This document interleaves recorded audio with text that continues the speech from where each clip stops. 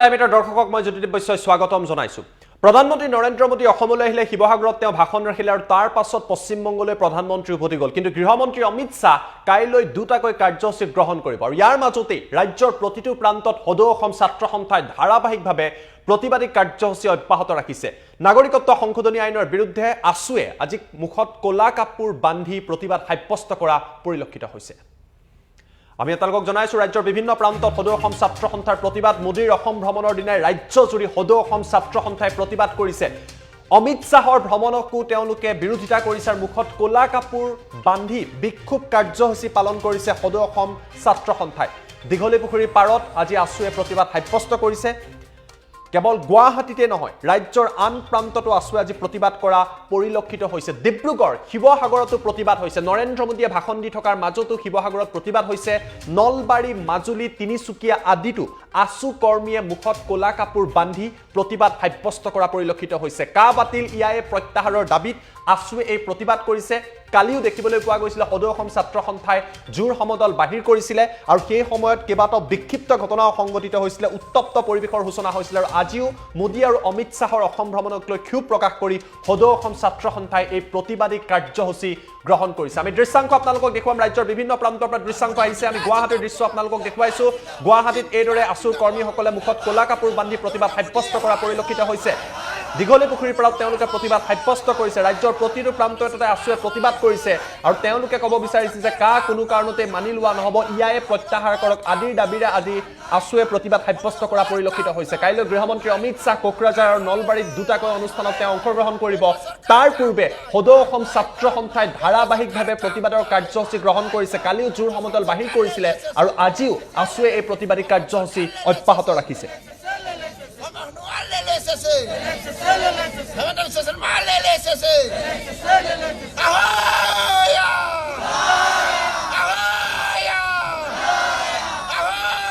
এই দৃশ্য আমি আপোনালোকক দেখুৱাইছো। গুৱাহাটীৰ এই দৃশ্য দেখিবলৈ পোৱা গৈছে। দীঘলী পুখুৰীৰ পাৰত সদৌ অসম ছাত্ৰ সন্থাই প্ৰতিবাদ সাব্যস্ত কৰিছে। কিন্তু শিৱসাগৰতো প্ৰতিবাদ সাব্যস্ত হৈছে। প্ৰধানমন্ত্ৰী যেতিয়া জেৰেঙা পথাৰত তেওঁ ভাষণ দি আছিলে তেতিয়া শিৱসাগৰ চহৰৰ মাজত সদৌ অসম ছাত্ৰ সন্থাই প্ৰতিবাদ সাব্যস্ত কৰা পৰিলক্ষিত হৈছে। দৃশ্য আমি আপোনালোকক দেখুৱাইছো। শিৱসাগৰতো বিক্ষোভ কাৰ্যসূচী তেওঁলোকে লৈছে। মুখত ক'লা কাপোৰ বান্ধি তেওঁলোকে প্ৰতিবাদ কৰিছে। দুটা দৃশ্য আমি আপোনালোকক দেখুৱাইছো। এফালে আপোনালোকে গুৱাহাটীৰ দৃশ্য প্ৰত্যক্ষ কৰিছে, আনফালে শিৱসাগৰতো এইদৰে প্ৰতিবাদ কৰিছে।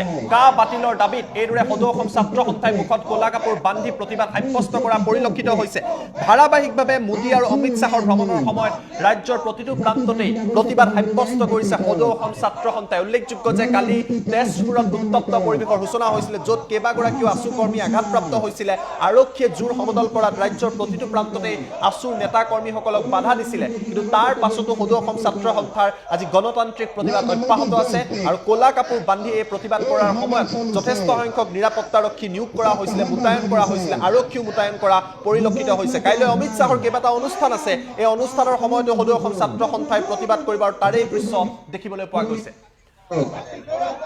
এবাৰ আমি আপোনালোকক মাজুলীৰ দৃশ্যাংশ দেখুৱাম। মুখ্যমন্ত্ৰী সৰ্বানন্দ সোণোৱালৰ সমষ্টিত সদৌ অসম ছাত্ৰ সন্থাই প্ৰতিবাদ সাব্যস্ত কৰা দেখিবলৈ পোৱা গৈছে। এয়া মাজুলীৰ দৃশ্য আপোনালোকে প্ৰত্যক্ষ কৰিছে। মাজুলীতো আছু কৰ্মীসকলে মুখত ক'লা কাপোৰ বান্ধি বিক্ষোভ কাৰ্যসূচী গ্ৰহণ কৰা পৰিলক্ষিত হৈছে। কা বাতিলৰ দাবীত ইয়ায়ে বাতিলৰ দাবীত 6 নং দফা কাৰ্যকৰী কৰাৰ আদি দাবী লৈ এইদৰে সদৌ অসম ছাত্ৰ সন্থাই ধাৰাবাহিকভাৱে প্ৰতিবাদ সাব্যস্ত কৰিছে। মোদী আৰু অমিত শাহৰ অসম ভ্ৰমণৰো তেওঁলোকে বিৰোধিতা কৰিছে। অৱশ্যে আজি শিৱসাগৰত ইতিমধ্যে নৰেন্দ্ৰ মোদীয়ে জেৰেঙা পথাৰত নিজৰ ভাষণ ৰাখিলে আৰু তাৰ পাছত তেওঁ পশ্চিমবংগৰ আন এক অনুষ্ঠানতো অংশগ্ৰহণ কৰিবলৈ গৈছে। কিন্তু ধাৰাবাহিকভাৱে সদৌ অসম ছাত্ৰ সন্থাই ইয়াৰ মাজতে প্ৰতিবাদ অব্যাহত ৰাখিছে। অসম চৰকাৰ হাই হাই হাই হাই হাই সেন্ট্ৰেল গভৰ্ণমেণ্ট হাই হাই আমি আপোনালোকক মাজুলীৰ দৃশ্যাংশ দেখুৱালো। তিনিচুকীয়াৰ দৃশ্য দেখুৱাম। তিনিচুকীয়াতো সদৌ অসম ছাত্ৰ সন্থাই বিক্ষোভ কাৰ্যসূচী ৰূপায়ণ কৰিছে। তিনিচুকীয়াৰ দৃশ্য প্ৰত্যক্ষ কৰিছে। তিনিচুকীয়াতো এইদৰে আছু কৰ্মীসকলৰ প্ৰতিবাদ, মুখত ক'লা কাপোৰ বান্ধি তেওঁলোকে প্ৰতিবাদ কৰিছে। কা বাতিলৰ দাবীত ৰাজ্যৰ প্ৰতিটো প্ৰান্ততে আছুৱে প্ৰতিবাদ কৰিছে আৰু তিনিচুকীয়া জিলাতো এই দৃশ্য দেখিবলৈ পোৱা গৈছে। আমি শিৱসাগৰ, মাজুলী, গুৱাহাটী, তিনিচুকীয়া আদিৰ দৃশ্য আপোনালোকক দেখুৱাইছো। ধাৰাবাহিকভাৱে প্ৰতিবাদ কৰি আছে সদৌ অসম ছাত্ৰ সন্থাই। এই মুহূৰ্তত আমি আপোনালোকক নলবাৰীৰ দৃশ্য দেখুৱাম। নলবাৰীতো প্ৰতিবাদ সাব্যস্ত কৰিছে আছুৰ নেতা কৰ্মীসকলে। এয়া নলবাৰীৰ দৃশ্য। নলবাৰীতো বিক্ষোভ কাৰ্যসূচী গ্ৰহণ কৰা হৈছে। কা বাতিলৰ দাবীত এইদৰে ইয়ায়ে প্ৰত্যাহাৰৰ দাবীত এইদৰে প্ৰতিবাদ সাব্যস্ত কৰিছে। নলবাৰীৰ দৃশ্য আপোনালোকে এফালে প্ৰত্যক্ষ কৰিছে আৰু আনফালে গুৱাহাটীৰ দৃশ্যাংশ দেখুৱাইছো। এইদৰে নলবাৰীতো আছু নেতা কৰ্মীয়ে মোদী চৰকাৰৰ বিৰুদ্ধে, অমিত শাহৰ অসম ভ্ৰমণৰ বিৰুদ্ধে প্ৰতিবাদ সাব্যস্ত কৰিছে। এয়া নলবাৰীৰ দৃশ্য আমি আপোনালোকক দেখুৱাই আছো।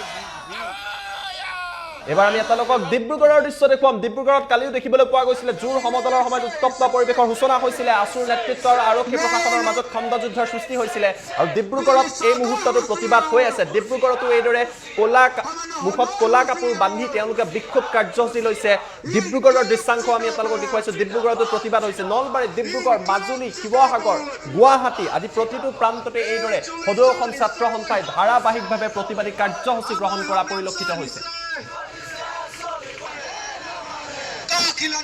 এই দৃশ্য আমি আপোনালোকক দেখিলোঁ। আমাৰ লগত মন্তব্য আহি পৰিছে ডক্টৰ সমুজ্জ্বল কুমাৰ ভট্টাচাৰ্য, দীপাংক নাথকে আদি কৰি বিভিন্ন আছুৰ নেতৃত্বৰ মন্তব্য আহি পৰিছে। মন্তব্য আপোনালোকক এই মুহূৰ্তত দেখুৱাই লৈছোঁ।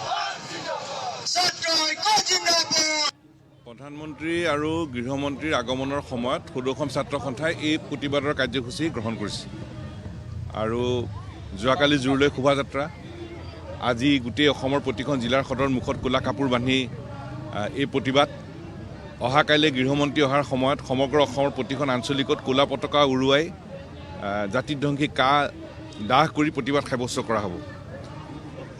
কিন্তু ভয়াতুৰ চৰকাৰ, অহিংস গণতান্ত্ৰিক আন্দোলনৰ সন্মুখীন হ'বলৈ মুখ্যমন্ত্ৰী সৰ্বানন্দ সোণোৱাল আৰু এই চৰকাৰৰ কোনো সাহস নাই। নৰেন্দ্ৰ মোদী, অমিত শ্বাহৰ চৰকাৰৰ সাহস নাই আৰু সেইকাৰণে যোৱাকালি শান্তিপূৰ্ণ প্ৰতিবাদকাৰীৰ ওপৰত অত্যাচাৰ চলাইছে। তেজপুৰত অত্যাচাৰ চলাইছে, বৰ্বৰভাৱে লাঠিচালনা কৰিছে। এটা ফেচিষ্ট চৰকাৰ, অত্যাচাৰী চৰকাৰ। আৰু লখিমপুৰত গ্ৰেপ্তাৰ কৰা হৈছে। সমগ্ৰ অসমত বাধা দিয়া হৈছে। গোটেই অসমত শান্তিপূৰ্ণ প্ৰতিবাদকাৰীক ওলাই যাবলৈ দিয়া হোৱা নাই, বাধা দিছে। এটা যুদ্ধংদেহী পৰিৱেশ। আৰু যিগৰাকী মুখ্যমন্ত্ৰীয়ে আন্দোলনৰ জৰিয়তে গৈ মুখ্যমন্ত্ৰী হ'ল, সেইগৰাকী মুখ্যমন্ত্ৰী আকৌ পুলিচ লগাই শান্তিপূৰ্ণ আন্দোলনকাৰীক বাধা দিয়ে। ধিক্কাৰ দিছোঁ, গৰিহণা দিছোঁ। লাজ পাব লাগে মুখ্যমন্ত্ৰী আৰু অসম চৰকাৰে। কিন্তু এইটো কথা স্পষ্ট যে চৰকাৰে যিমানেই দমনমূলক নীতি নচলক কিয় আমাৰ আন্দোলন স্তব্ধ কৰিব নোৱাৰে। আৰু এই আন্দোলন আমাক প্ৰৰোচিত কৰিছে হিংসাৰ আশ্ৰয় ল'বলৈ, কিন্তু আমি হিংসাৰ আশ্ৰয় নলওঁ। আমাক প্ৰৰোচিত কৰিলেও সেই প্ৰৰোচনাৰ জালত আমি ভৰি নিদিওঁ। আমাৰ অহিংস শান্তিপূৰ্ণভাৱে আমি আন্দোলন অব্যাহত ৰাখিম। আৰু যুক্তিপূৰ্ণ কথাবিলাকৰ উত্তৰ নাই। আজি প্ৰধানমন্ত্ৰী আহি গ'ল। আমাৰ প্ৰশ্ন কি আছিল? আমাৰ প্ৰশ্ন আছিল যে খিলঞ্জীয়া মানুহৰ স্বাৰ্থ ৰক্ষা কৰিবলৈ অসম চুক্তিৰ 6 নম্বৰ দফা অনুসৰি সাংবিধানিক ৰক্ষা কৱচ দিয়াৰ কথা আছিল। উচ্চস্তৰীয় কমিটি গঠন হৈছিল। উচ্চস্তৰীয় কমিটিয়ে সময়মতে প্ৰতিবেদন দাখিল কৰিলে। তেতিয়া প্ৰধানমন্ত্ৰীয়ে কি কৈছিল? যে মই প্ৰতিবেদনৰ কাৰণে ৰৈ আছোঁ, প্ৰতিবেদনখন পালেই মই কাৰ্যকৰী কৰিম। প্ৰতিবেদন দিয়াটো প্ৰায় এবছৰ হৈ গ'ল। প্ৰতিবেদন কাৰ্যকৰী কৰিবলৈ প্ৰধানমন্ত্ৰীয়ে কোনো ব্যৱস্থা নল'লে। আজি প্ৰধানমন্ত্ৰীৰ ভাষণত অসম চুক্তিৰ 6 নম্বৰ দফা অনুসৰি সাংবিধানিক ৰক্ষা কৱচৰ এটা শব্দও উচ্চাৰণ নকৰিলে। ক'ত গ'ল প্ৰধানমন্ত্ৰীৰ প্ৰতিশ্ৰুতি? দেশৰ এগৰাকী প্ৰধানমন্ত্ৰীয়ে যেতিয়া ক'ব যে প্ৰতিবেদন পালেই কাৰ্যকৰী কৰিম, আৰু সেইগৰাকী প্ৰধানমন্ত্ৰীয়ে যেতিয়া এটা বছৰ তাৰ এটা শব্দও যেতিয়া কাৰ্যকৰী নকৰিব, এতিয়া প্ৰধানমন্ত্ৰীৰ প্ৰতিশ্ৰুতিৰ অসাৰ হৈ গ'ল। গৃহমন্ত্ৰীয়ে কৈছিলে দাড়ি কমাসহ আমি কাৰ্যকৰী কৰিম।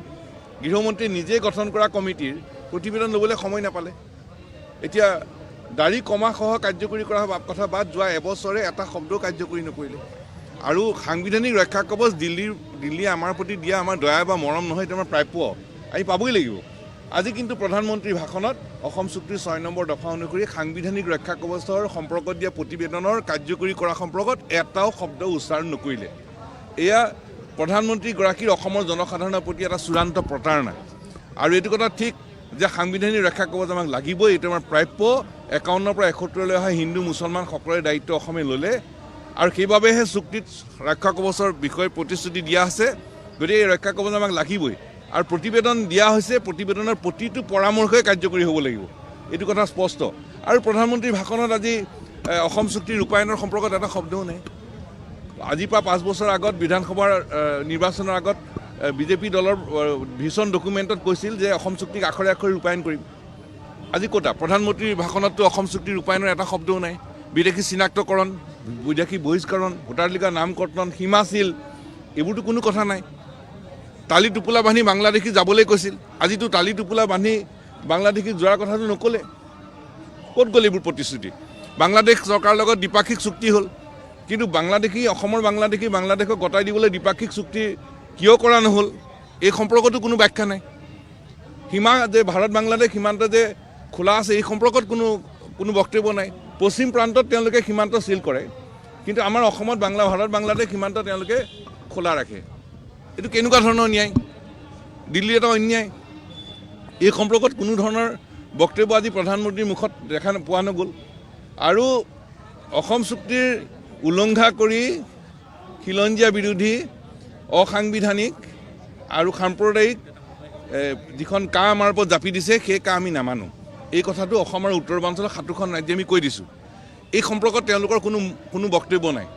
কা আমি নামানোৱেই, এই কথা ইতিমধ্যে স্পষ্টকৈ কোৱা হৈছে। আৰু এই কা বাতিল কৰা সম্পৰ্কতো কোনো ধৰণৰ ইয়াত স্পষ্ট বক্তব্য প্ৰধানমন্ত্ৰীৰ মুখত আজি শুনা পোৱা নগ'ল। খিলঞ্জীয়াৰ স্বাৰ্থ ৰক্ষাৰ কথা কোৱা হৈছে, কিন্তু আমাৰ বানপানী আৰু গৰাখহনীয়া সমস্যাই অসমৰ ৰাইজক ভূমিহীন কৰিছে।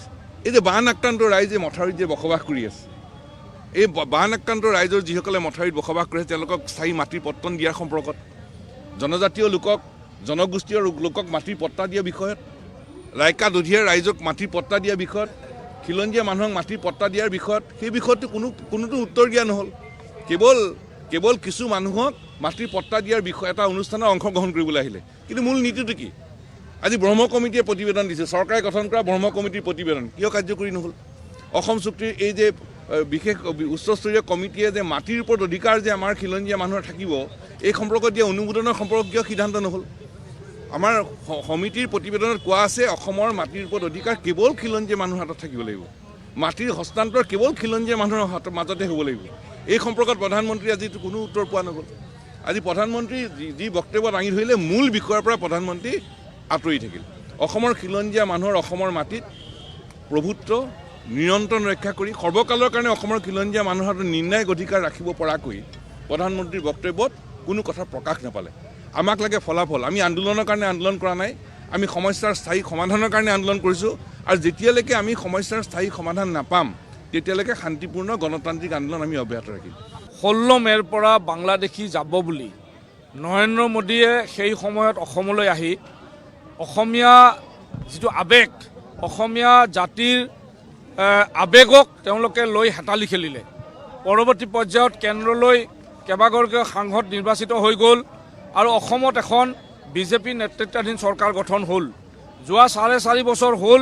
4.5 বছৰে অসমৰ জনসাধাৰণৰ স্বাৰ্থত অসম চুক্তি ৰূপায়ণকে ধৰি আন যিবিলাক ছাত্ৰ সন্থা বা অসমৰ জনসাধাৰণে কৰি অহা দাবী এটা কামো নকৰিলে। অসম চুক্তিৰ 6 নম্বৰ দফা অনুসৰি ক্লজ 6 ৰূপায়ণৰ ব্যৱস্থা কৰা হ'ব বুলি কেন্দ্ৰীয় গৃহমন্ত্ৰীয়ে সংসদত প্ৰতিশ্ৰুতি দিছিল। অসমৰ জনসাধাৰণে ভাবিছিল যে উচ্চস্তৰীয় সমিতি এখন গঠন হৈছে, সমিতিয়ে দিয়া ৰিপৰ্টৰ পিছত ক্লজ 6ৰ ৰিপৰ্টটো তেওঁলোকে আখৰে আখৰে ৰূপায়ণৰ ব্যৱস্থা ল'ব। কিন্তু আজিলৈকে যোৱা 11 মাহে ৰিপৰ্টটো অসম চৰকাৰৰ হাততে আছে। এতিয়াও কেন্দ্ৰীয় গৃহমন্ত্ৰীক তেওঁলোকে দাখিল কৰিব নোৱাৰিলে। দিল্লীৰ ৰঙা চকুৰ ভয়ত অসম চৰকাৰৰ মুখ্যমন্ত্ৰীয়ে ৰিপৰ্টটো কেন্দ্ৰীয় গৃহমন্ত্ৰীক দিব নোৱাৰিলে। গতিকে এইটো এটা দুৰ্ভাগ্যজনক কথা। অসমলৈ প্ৰধানমন্ত্ৰী পুনৰ আহিছে অসমৰ মানুহক আভুৱা ভৰিবৰ কাৰণে, মিছা প্ৰতিশ্ৰুতিৰে অসমীয়া মানুহৰ ভোট আদায়ৰ কাৰণে। গতিকে এই সময়ত সদৌ অসম ছাত্ৰ সন্থাই সেইকাৰণে যোৱা 22 তাৰিখ, যোৱাকালি, আজি 23 তাৰিখ আৰু অহা 24 তাৰিখে কেন্দ্ৰীয় প্ৰধানমন্ত্ৰী নৰেন্দ্ৰ মোদী আৰু কেন্দ্ৰীয় গৃহমন্ত্ৰী অমিত শ্বাহ যিহেতু অসমৰ ভূমিত তেওঁলোক থাকিব, গতিকে সদৌ অসম ছাত্ৰ সন্থাই সমগ্ৰ অসমৰ জিলা ছাত্ৰ সন্থাসমূহে এতিয়া এই মুখত কলা কাপোৰ বান্ধি আজি এই প্ৰতিবাদ কৰিছোঁ। যোৱাকালি জোৰলৈ শোভাযাত্ৰা কৰা হৈছে, আজি মুখত কলা কাপোৰ বান্ধি পেলাই ইয়াৰ প্ৰতিবাদ। আৰু অহাকালিও সমগ্ৰ অসমত কা দাহ কৰা হ'ব আৰু অঞ্চলে অঞ্চলে আঞ্চলিক ছাত্ৰ সন্থাৰ অঞ্চলগত অঞ্চলে অঞ্চলে গাঁৱে গাঁৱে কলা পতাকা উৰুৱাই এই আইনখনৰ বিৰোধিতা কৰা হ'ব। EIA প্ৰত্যাহাৰ কৰাৰ কথাত দাবী আৰু অসম চুক্তিৰ 6 নম্বৰ দফা অনুসৰি যুগুত কৰি দিয়া প্ৰতিবেদনখন দাড়ি কমা সলনি নকৰাকৈ ৰূপায়ণ কৰাৰ দাবীত এইদৰে আজি আমি আটাইয়ে সমগ্ৰ অসমৰ জিলা ছাত্ৰ সন্থাসমূহে এই বিক্ষোভ প্ৰদৰ্শন কৰা হৈছে। আজি ইয়াত কামৰূপ জিলা ছাত্ৰ সন্থাই সদৌ গুৱাহাটী ছাত্ৰ সন্থাৰ লগত এই বিক্ষোভত অংশগ্ৰহণ কৰিছে। কামৰূপ মহানগৰ জিলা ছাত্ৰ সন্থা, সদৌ গুৱাহাটী ছাত্ৰ সন্থাকে ধৰি তেওঁলোকৰ আন আঞ্চলিক ছাত্ৰ সন্থাসমূহে ইয়াত অংশগ্ৰহণ কৰিছে। সমগ্ৰ অসমত এইদৰে অংশগ্ৰহণ কৰিছে। কিন্তু দুৰ্ভাগ্যজনক কথা এইটোৱে, যোৱাকালি শান্তিপূৰ্ণ আন্দোলনকাৰী শোণিতপুৰ জিলা ছাত্ৰ সন্থাৰ বিষয়ববীয়াসকলক গুৰুলকৈ অসম চৰকাৰৰ পুলিচ বাহিনীয়ে গুৰুলা গৰুলকৈ পিটিছে, তেওঁলোকে আঘাতপ্ৰাপ্ত কৰিছে 12গৰাকীকৈ ছাত্ৰ সন্থাৰ সদস্যাক। সদৌ অসম ছাত্ৰ সন্থাৰ কেন্দ্ৰীয় সমিতিৰ সাহিত্য সম্পাদিকা পৰিস্মিতা বৰা, কেন্দ্ৰীয় সমিতিৰ ৰাজ্যিক কাৰ্যনিৰ্বাহকৰ সদস্য নয়নজ্যোতি গগৈকে ধৰি সাধাৰণ সম্পাদক মনোজ দাস সহ কেইবাগৰাকী ছাত্ৰ ছাত্ৰীক গুৰুলা গৰুলকৈ পিটিছে। আৰু মহিলা পুলিচ অবিহনে এই গোটেই ঘটনাটো সংঘটিত হৈছে। শোণিতপুৰ জিলা আৰক্ষী বিষয়াৰ নেতৃত্বত CRPF বাহিনীয়ে কৰা এই অত্যাচাৰৰ উচিত জবাব অসমৰ জনসাধাৰণে দিব। অসম চৰকাৰে অসমৰ ছাত্ৰ ছাত্ৰীসকলক, অসমীয়া ছাত্ৰ ছাত্ৰীসকলত কৰা প্ৰতিটো কোবৰ হিচাপ অসমৰ জনসাধাৰণে ল'ব। কাৰণ ছাত্ৰ সন্থাৰ সদস্যসকলে শান্তিপূৰ্ণভাৱে এই আন্দোলনত অংশগ্ৰহণ কৰিছিল আৰু তেওঁলোকক যি ঠাইতে বন্ধ কৰি থোৱা হৈছিল সেই ঠাইতে আছিল। কিন্তু মহিলা পুলিচ অবিহনে ছাত্ৰ সন্থাৰ সাহিত্য সম্পাদিকাকে ধৰি আন সতীৰ্থসকলক আৰু লগতে শোণিতপুৰ জিলা ছাত্ৰ সন্থাৰ কৰ্মকৰ্তাসকলক গুৰুলা গুৰুলকৈ প্ৰহাৰ কৰিলে। গতিকে আৰক্ষীৰ এনে বৰ্বৰ নিৰ্যাতনৰ উচিত বিচাৰ আমাক লাগিব। অসম চৰকাৰে ন্যায়িক তদন্ত ঘোষণা কৰক আৰু অন্যথা সদৌ অসম ছাত্ৰ সন্থাই অসমৰ এই চৰকাৰৰ বিৰুদ্ধে তীব্ৰ প্ৰতিবাদী সংগ্ৰাম জোৰদাৰভাৱে আগবঢ়াই লৈ যোৱা হ'ব। আৰু এই মহিলা পুলিচ নোহোৱাকৈ কৰা মহিলাৰ ওপৰত অত্যাচাৰ, অসমীয়া ছাত্ৰীৰ ওপৰত কৰা অত্যাচাৰৰ বিষয়টো আমি মানৱ অধিকাৰ আয়োগৰ ওচৰত গোচৰ তৰি ইয়াৰ উচিত বিচাৰ বিচাৰি আমি মানৱ অধিকাৰ আয়োগৰ কাষ চাপিম আৰু অহা সোমবাৰে আমি মানৱ অধিকাৰ আয়োগৰ কাষত এই গোচৰটো তৰিম। গতিকে সদৌ অসম ছাত্ৰ সন্থাৰ স্পষ্ট কথা, সদৌ অসম ছাত্ৰ সন্থাৰ স্পষ্ট কথা, অসমৰ জনসাধাৰণৰ আৱেগক তেওঁলোকে লৈ হেতালি খেলিব নোৱাৰিব। ঐতিহাসিক জেৰেঙা পথাৰ য'ত জয়মতীৰ ত্যাগৰ নিদৰ্শন আছে। গতিকে অসমীয়া স্বাভিমানী জাতিয়ে জয়মতীক যিদৰে আজিও আমি স্বাভিমানী অসমীয়া হিচাপে গৌৰৱ কৰোঁ জয়মতীক লৈ, সেই পথাৰত আহি এই নৰেন্দ্ৰ মোদীয়ে অসমীয়া মানুহক পুনৰ অসমীয়া মানুহৰ আৱেগক লৈ যি হেতালি খেলা কাম কৰিব খুজিছে ইয়াৰ তীব্ৰ বিৰোধিতা কৰিছোঁ আৰু ভৱিষ্যতে এই আন্দোলন জোৰদাৰভাৱে আগবঢ়োৱা হ'ব। আজি শিৱসাগৰ জিলা ছাত্ৰ সন্থাই তাত মুখত ক'লা কাপোৰ বান্ধি বিক্ষোভ কৰিছে। শিৱসাগৰ জিলা ছাত্ৰ সন্থাই কৰিছে, চৰাইদেউ জিলা ছাত্ৰ সন্থাই কৰিছে। গতিকে সদৌ অসম ছাত্ৰ সন্থাৰ স্পষ্ট কথা, কা বাতিল হ'ব লাগিব, EIA প্ৰত্যাহাৰ হ'ব লাগিব আৰু অসমৰ জনসাধাৰণৰ স্বাৰ্থত ক্লজ 6 অসম চুক্তিৰ 6 নম্বৰ দফাৰ যিখন প্ৰতিবেদন, সেই প্ৰতিবেদনখন দাড়ি কমা সলনি নকৰাকৈ ৰূপায়ণ হ'ব লাগিব। এই কথা স্পষ্ট। এই নোহোৱালৈকে ছাত্ৰ সন্থাই আন্দোলন ৰাজপথত কৰি থাকিব।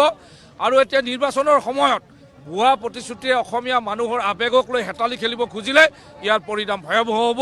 ছাত্ৰ সন্থাই ৰাজপথত তীব্ৰ গণতান্ত্ৰিকভাৱে সংগ্ৰাম অব্যাহত ৰাখিব। আৰু আমাৰ সংগ্ৰাম শান্তিপূৰ্ণ সংগ্ৰাম কৰা অসমীয়া ছাত্ৰ ছাত্ৰীসকলক যি তেজেৰে তুমুৰিলি কৰিলে অসম পুলিচে, তাৰ উচিত প্ৰত্যুত্তৰ বাতিল হ'ব লাগে, EIA প্ৰত্যাহাৰ কৰিব লাগে আৰু সামগ্ৰিকভাৱে অসমৰ ভাষা সংস্কৃতি কৃষ্টি সভ্যতা সংস্কৃতি ধ্বংস কৰা যিখন নাগৰিকত্ব সংশোধনী আইন, এই আইন বাতিল কৰাৰ, এই আইনৰ প্ৰতিবাদত আজি প্ৰধানমন্ত্ৰী অসমলৈ আগমন কৰাত আমি সদৌ অসম ছাত্ৰ সন্থাই বাধা প্ৰদান কৰিছোঁ। আমি ইয়াৰ বিৰোধিতা কৰিছোঁ, তীব্ৰ বিৰোধিতা কৰিছোঁ। যিগৰাকী প্ৰধানমন্ত্ৰীয়ে অসমৰ মাটিত এটা দিনত কৈছিল অসমৰ খিলঞ্জীয়াৰ সুৰক্ষিত ভৱিষ্যত প্ৰদান কৰা হ'ব, অসমৰ মাটিত অসমীয়া মানুহক সুৰক্ষা দিয়া হ'ব, কিন্তু তাৰ পৰৱৰ্তী পৰ্যায়ত তেওঁ মিছা কথাৰে অসমৰ মাটিত অসমৰ খিলঞ্জীয়াৰ বুকুত পুনৰ লাখ লাখ বাংলাদেশী জাপি দিয়াৰ, হিন্দু বাংলাদেশী জাপি দিয়াৰ যি ষড়যন্ত্ৰ কৰিছে, সেই ষড়যন্ত্ৰৰ প্ৰতিবাদত আজি কাৰ্যসূচী গ্ৰহণ কৰা হৈছে। ছাত্ৰ সন্থাই প্ৰতিবাদ কৰিছে, বিভিন্ন দল সংগঠনে প্ৰতিবাদ কৰিছে আৰু মাজুলীতো যোৱাকালি জোৰ সমদল আৰু আজি বিক্ষোভ কাৰ্যসূচী আৰু অহা কাইলৈ কলা দিৱস ৰূপায়ণ কৰা হ'ব। আৰু ইতিমধ্যে আমাৰ প্ৰতিবাদস্থলীলৈ অহা বিভিন্ন আঞ্চলিক ছাত্ৰ সন্থাৰ কৰ্মীসকলক তেখেতসকলে আবদ্ধ কৰি ৰাখিছে, প্ৰতিবাদস্থলীলৈ আহিবলৈ দিয়া নাই। যে আমাৰ ছাত্ৰ সন্থাৰ আন্দোলনলৈ ভয় কৰি, চৰকাৰে যে এই দমন নীতিৰ আশ্ৰয় লৈছে, ইয়াক আমি তীব্ৰ ভাষাৰে গৰিহণা দিছোঁ। আৰু তাৰ সমান্তৰালভাৱে ছাত্ৰ সন্থাৰ ওপৰত যি আক্ৰমণ চলিছে কালি, তাৰ প্ৰতিবাদত আমি কাৰ্যসূচী গ্ৰহণ কৰিছোঁ। আমি ধিক্কাৰ দিছোঁ, এখন চৰকাৰক আমি গৰিহণা দিছোঁ যে দমন নচলাব, নীতিকিব উফৰি যাব। আৰু তাৰ উপৰি আমি এটা কথা কৈছোঁ, চৰকাৰখনে যে আমালৈ যিটো ভয় কৰিছে, সেই ভয়ে হ'ল আমাৰ জয়। মাজুলীত 144 ধাৰা জাৰি কৰিছে, সকলোকে কাগজ দিয়া হৈছে। গতিকে সেই 44 ধাৰা কাগজ দিয়াৰ পিছতো আমাৰ কৰ্মীসকল বিভিন্ন জেগাৰ পৰা আহি আজি প্ৰতিবাদত অংশগ্ৰহণ কৰিছে আৰু এটা কথা অসম চৰকাৰ কেন্দ্ৰীয় চৰকাৰক সকীয়াই দিয়া হৈছে যে কা শীঘ্ৰে বাতিল কৰক আৰু EIA 2020 প্ৰত্যাহাৰ কৰক আৰু অসম চুক্তি ৰূপায়ণ কৰক আৰু 6 নম্বৰ দফা অতি শীঘ্ৰে কাৰ্যকৰী কৰক যিহেতু 6 নম্বৰ দফাৰ প্ৰতিবেদন এতিয়ালৈকে কেন্দ্ৰীয় চৰকাৰৰ হাতত নপৰিল আৰু প্ৰধানমন্ত্ৰীয়ে গৃহ বিভাগে এই 6 নং দফাৰ যিখন প্ৰতিবেদন হাতত পৰাৰ লগে লগে দাড়ি কমাসহ তেওঁলোকে কাৰ্যকৰী কৰিম বুলি কৈছিল গতিকে আজি তেওঁলোকে ঘোষণা কৰক প্ৰধানমন্ত্ৰী অসমলৈ আহিছে অতি শীঘ্ৰে 6 নং দফাৰ যি প্ৰতিবেদন কাৰ্যকৰী কৰক আৰু তাৰ সমান্তৰালভাৱে অসম চুক্তিৰ প্ৰত্যেকটো দফা ৰূপায়ণৰ ব্যৱস্থা কৰক আৰু ছাত্ৰ সন্থাৰ এই ধাৰাবাহিক আন্দোলন চলিছে আৰু চলি থাকিব আৰু অহাকালিলৈ সমগ্ৰ মাজত পোনপ্ৰথমতে সদৌ অসম ছাত্ৰ সন্থাই আহ্বানত যোৱাকালি শান্তিপূৰ্ণ গণতান্ত্ৰিক আন্দোলনত অসম চৰকাৰে সৰ্বানন্দ সোণোৱাল ডাঙৰীয়াৰ নেতৃত্বাধীন অসম চৰকাৰে যি বৰ্বৰ আক্ৰমণ কৰিলে ধিক্কাৰ দিছোঁ গৰিহণা দিছোঁ যিগৰাকী সৰ্বানন্দ সোণোৱাল ডাঙৰীয়াই ৰাজপথৰ আন্দোলনৰ মাজে মুখ্যমন্ত্ৰী আহিছিল